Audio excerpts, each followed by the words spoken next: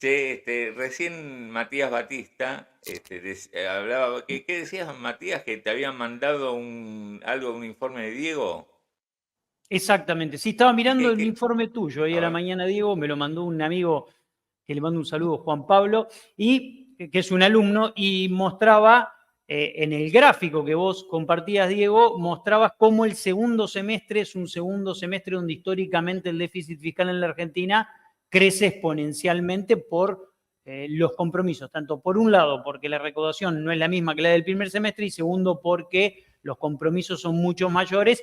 Y vos decías, el primer semestre o algo así, el primer semestre no fue nada en relación a lo que se viene en el segundo semestre en materia de compromisos y desafíos para sostener ese superávit fiscal del gobierno.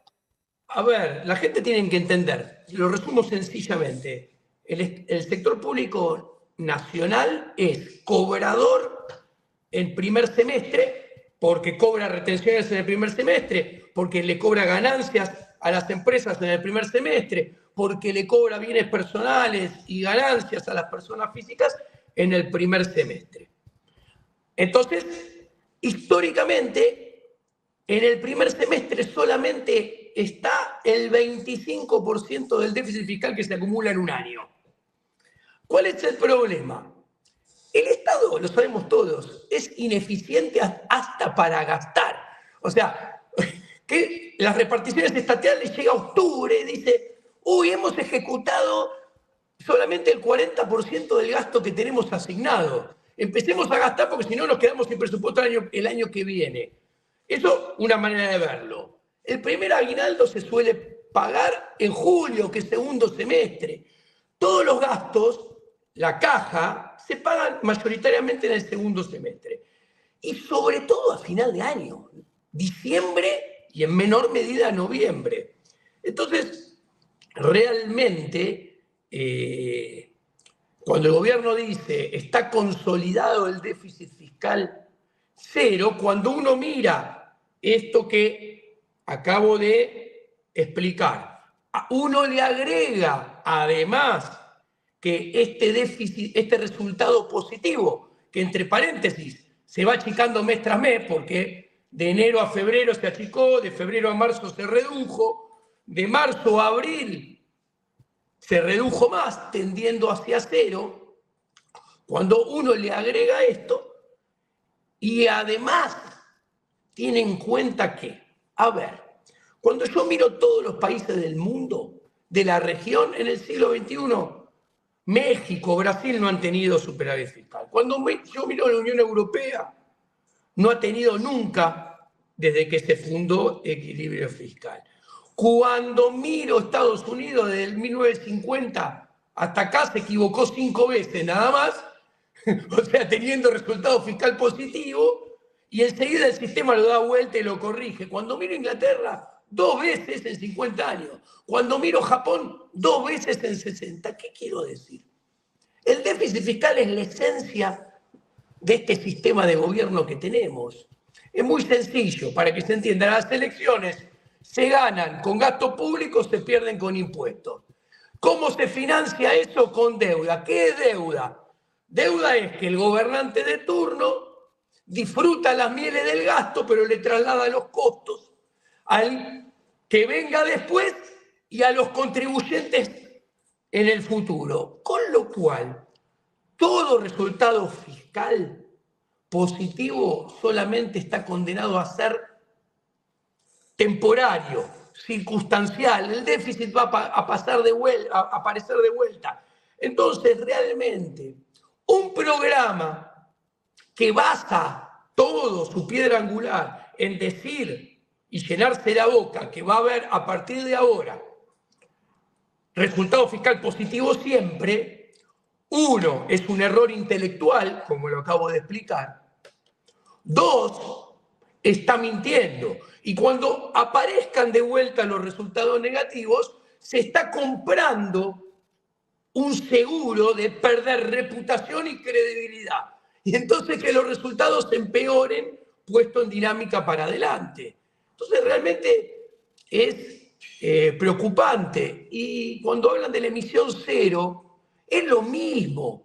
Es otro error intelectual barra otra mentira más. ¿Por qué? Primero, me pongo ácido y digo, ¿cómo, Javiercito? ¿No era que no ibas a emitir desde el 10 de diciembre? Y acá nos encontramos que nos han mentido en forma perversa. Los datos de los últimos 2 meses. La expansión monetaria de oferta de base monetaria fue 41.4, subió nominalmente. Cuando miro billetes y monedas en la calle, subió nominalmente en 2 meses 30%. Cuando miro M2, subió 25.8%. O sea, el gobierno viene emitiendo mucho. O sea, nos miente hace 6 meses. Dicho esto, pasemos a los errores intelectuales. Si sigue habiendo cepo y permanece la obligación de liquidar exportaciones en el Banco Central, ¿qué sucede? Acontece lo que técnicamente se llama que la oferta monetaria es endógena. Lo traduzco. El Banco Central no tiene manera de controlar la cantidad de dinero. ¿Por qué? Porque si le vienen y le liquidan 100 dólares, está obligado a emitir 920, que es el tipo de cambio, por 100 dólares. Si le vienen con 10.000, está obligado a emitir 920 por 10.000. Y eso es expansión de oferta de base monetaria.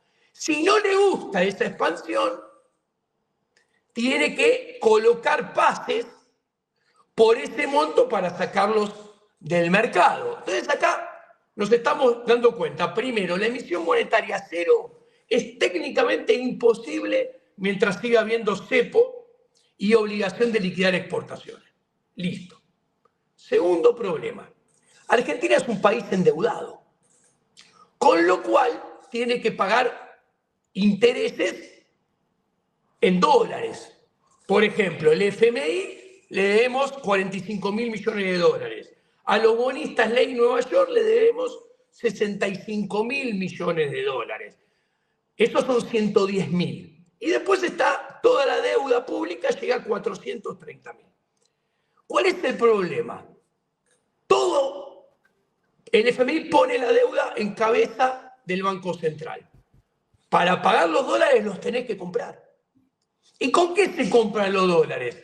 Acá y cualquier país del mundo, para comprar divisas, tiene que hacer lo que se llama una operación de mercado abierto en el mercado de cambios. ¿Sabes qué es eso? Tiene que salir y emitir su moneda para comprar los dólares, para pagar la deuda. O sea, vemos que la emisión monetaria es cero. Segundo problema, tercer problema.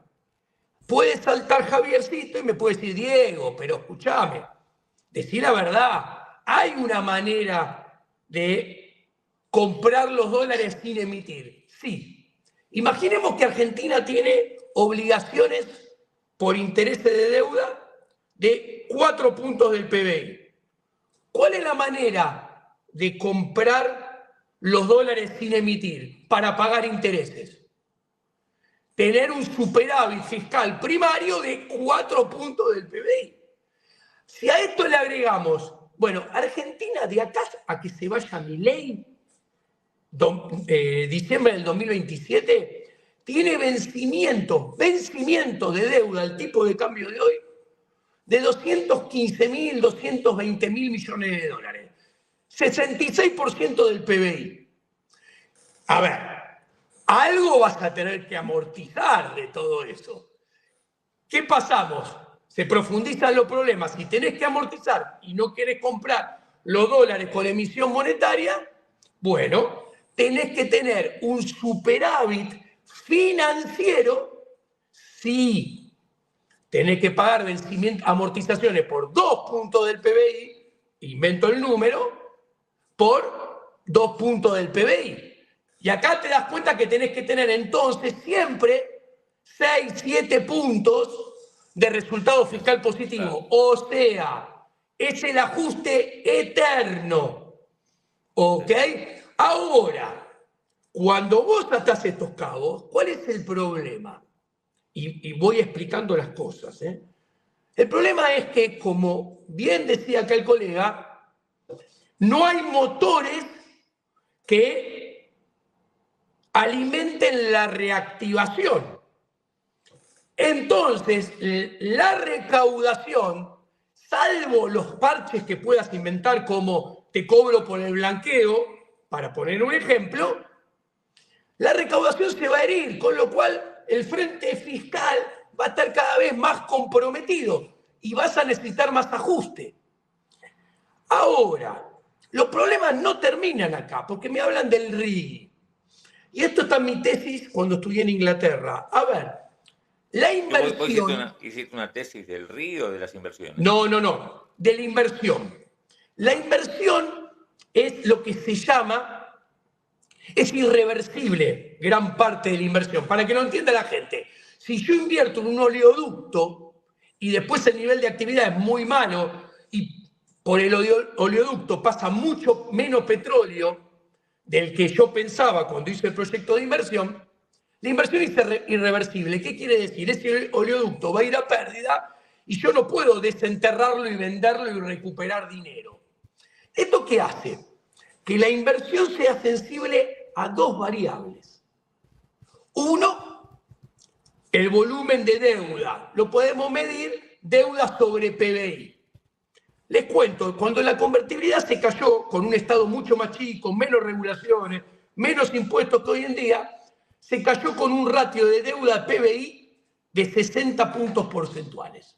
Hoy estamos más o menos en el doble, 120 puntos porcentuales. ¿Qué implica esto? Que a mayor deuda, menor inversión. ¿Por qué? Porque cuando vos tenés mucha deuda, como es el caso de Argentina, y encima con intereses que se ajustan por SER y dólar link, los intereses van a crecer. Y los intereses son más gasto público, más déficit fiscal a futuro, con lo cual una promesa certera de que te van a cobrar más impuestos a futuro.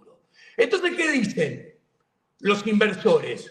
No, ¿sabés qué? Yo no invierto en Argentina, porque lo que me cobran de impuestos de hoy en día es, entre comillas, una mentira. En el futuro me van a cobrar más impuestos porque tienen que hacer frente a mayores pagos de deuda. Con lo cual la rentabilidad de esta inversión, que me da hoy la cuentita, es mentira. En el futuro va a ser menor, entonces no invierto. Y la otra variable es la volatilidad del tipo de cambio. Y si yo te digo, a ver, saca un crédito en Argentina, vamos, para que lo entiendan a tu público. A ver, soy una industria, quiero sacar un crédito para comprar bienes de capital y producir más. Por lo que acabo de explicar, no van a sacar un crédito.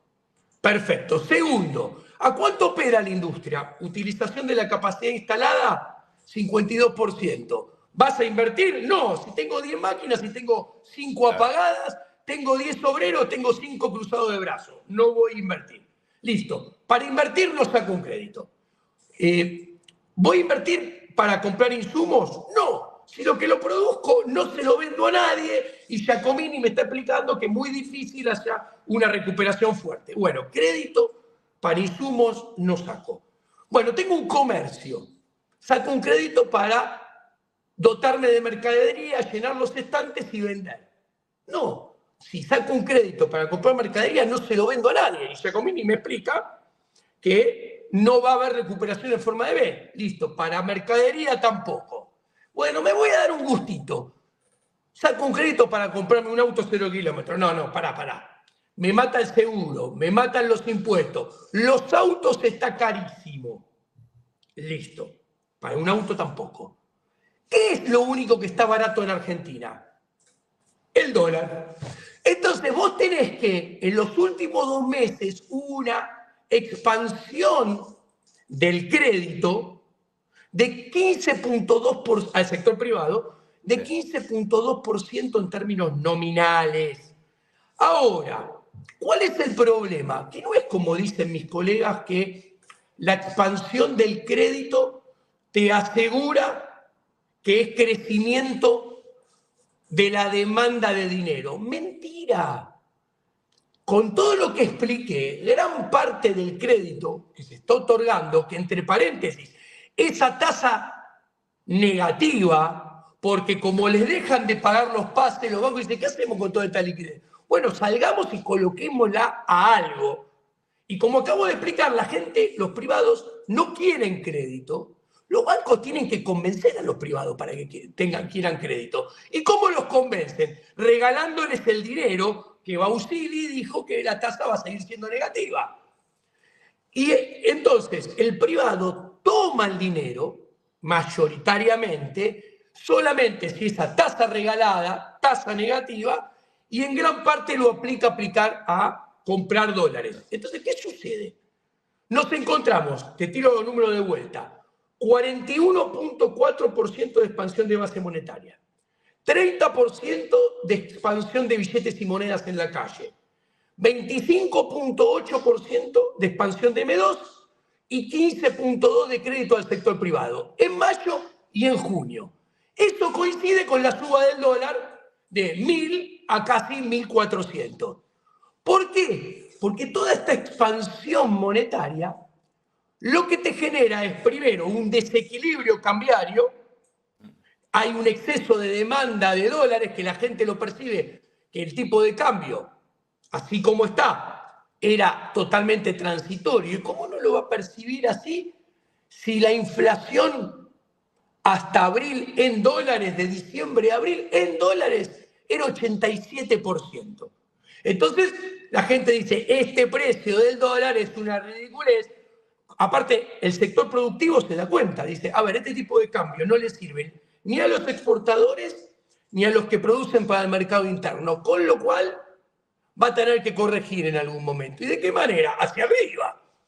Es más, si me aseguran que el cepo va a seguir, el cepo es un control de precios, que se le pone un precio máximo al dólar y un precio mínimo al peso. Si vos, gobierno, le pones un precio máximo al dólar y lo dejás y haces una conferencia un viernes a las 5 de la tarde que asegurás que lo dejás, es porque tenés claro que si lo corres, el dólar va a ir para arriba.